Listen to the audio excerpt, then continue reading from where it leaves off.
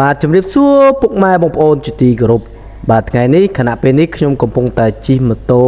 ឆ្លងផ្លូវថ្នល់ជាតិលេខ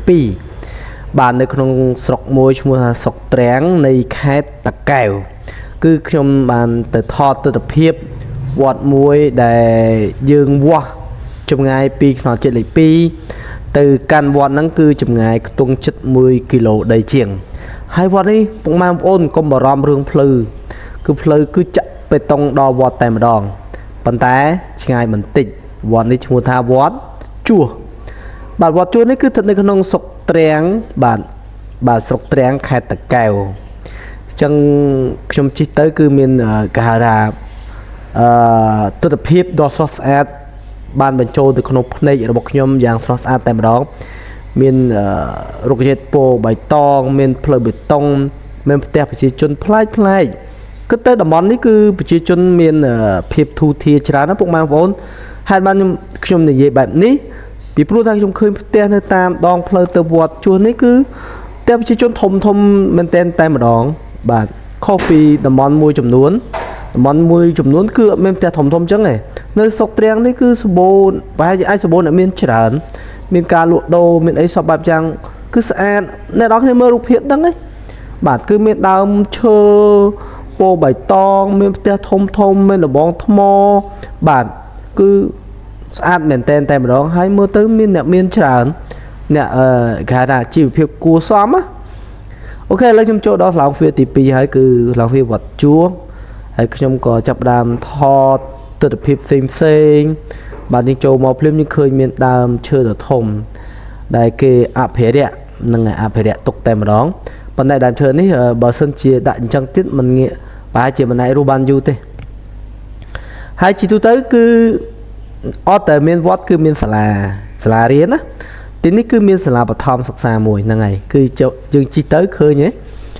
បងប្អូនឃើញហើយគឺមានសាលាបឋមសិក្សាមួយហើយនៅក្នុងវត្តយើងឃើញថាមានដើមឈើធំច្រើនដើមឈើធំហ្នឹងគឺមានសារៈសំខាន់សម្រាប់ពុទ្ធបរិស័ទពេលទៅធ្វើបុណ្យម្ដង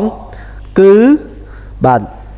ជាកន្លែងដែលពួកគាត់សម្រាកដើម្បីឲ្យមានសុខភាពល្អហើយត្រជាក់ត្រជុំខ្លួនប្រាណរបស់គាត់នឹងទៅ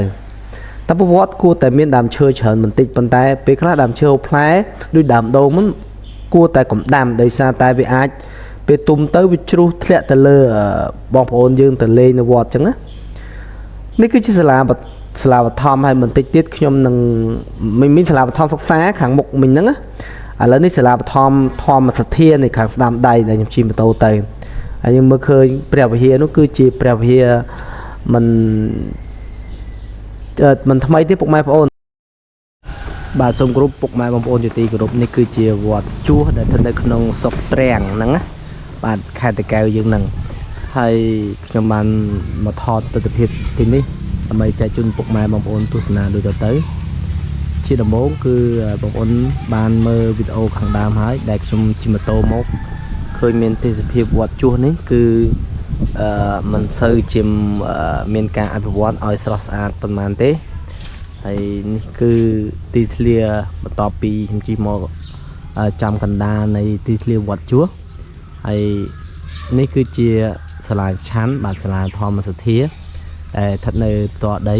តែម្ដងហើយវត្តនេះមកគឺស្ងាត់ជ្រងំតែម្ដងប្រហែលជាលោកសឹងអស់ហើយដោយសារខ្ញុំមកពីថ្ងៃហើយមានចិត្តដី 4-5 ហើយខ្ញុំនឹងធ្វើការថតទស្សនវិជ្ជាបន្តទៀតជាមួយនឹងព្រះវិហារវត្តជួសបាទបងប្អូននេះព្រះវិហារវត្តជួសដែលគឺជាព្រះវិហារមួយបាទគឺកសាងដោយអាយុត្តមឧបនាយករដ្ឋមន្ត្រីបណ្ឌិតសភាសុកអានបាទគឺកសាងដោយគាត់ហើយហ្នឹងហើយព្រះវិហារនេះគឺចាស់រយៈពេលយូរហើយមើលទៅវាហាងចាស់ពុកម៉ែបងប្អូននេះចាស់ហើយក៏មិនខុសពីវត្តដទៃដែរគឺមាននាគមានអីចឹងទៅមាននាគមានអីសាមញ្ញធម្មតាចឹងទៅឥឡូវយើងឡើងទៅលើខាងលើហើយវត្តនេះគឺមានសាលាបឋមសិក្សាដែលជាប់ជាវត្តតែម្ដងបាទយើងមើលពីលើទៅយើងឃើញមានសាលាបឋមសិក្សាហើយខ្ញុំថត នេះមើលពីលើទៅយើងឃើញមានសាលាធម្មសទ្ធាហើយនេះគឺវត្តគេបើកទ្វារឲ្យយើងចូលមើលបាទឲ្យយើងចូលមើលតែម្ដង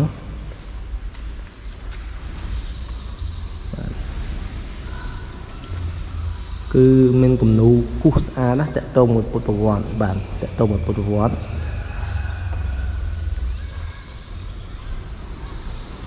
កតងមួយពុទ្ធប្រវត្តិគឺស្រស់ស្អាតមានអញ្ចឹងតើនេះប្រាអញ្ចឹងអូខេគឺអត់ខុសពីវត្តដទៃទេបាទដូចគ្នាបាទគំនូរបុរាណវត្តនេះកសាងយូរមិនតែកសាងតាំងសម័យសុកអានណោះហើយខាងមុខយើងឃើញមានស្រះខាងមុខបាទមានស្រះខាងមុខធម្មតាវត្តត្រូវមានស្រះជាធម្មជាតិរបស់នៃសាសនាហើយបាទសាសនាភាគច្រើនគឺបន្ទាប់ពីព្រះវិហារគឺស្រះមានដងតុងមានអីចឹងតាបាទសូមចាត់នេះគឺជាវត្តជួសដែលស្ថិតនៅក្នុងស្រុកទ្រាំងបាទស្រុកទ្រាំងខេត្តតាកែវនៃប្រទេសកម្ពុជាយើងតែរាំងក្តៅបន្តិចពុកម៉ែបងប្អូនហើយវត្តនេះពិតជាមិនសូវជាស្អាតណាស់ហើយទីធ្លាក៏ទូចល្មមព្រះវិហារក៏សាងយូរហើយកសាងដោយសុកអានមិនហ្នឹងហើយដូចជាអត់មានអីទៀតទេចំពោះវត្តជួសនេះជួបគ្នានៅវត្តបន្តនៅក្នុងស្រុកទ្រាំងនេះខ្ញុំធ្វើការថតចែកជូនពុកម៉ែបងប្អូនទស្សនាខុសឆ្គងត្រង់ណាមេត្តាខន្តីអភ័យទោសផងជម្រាបលាជួបគ្នានៅវីដេអូក្រោយបន្ត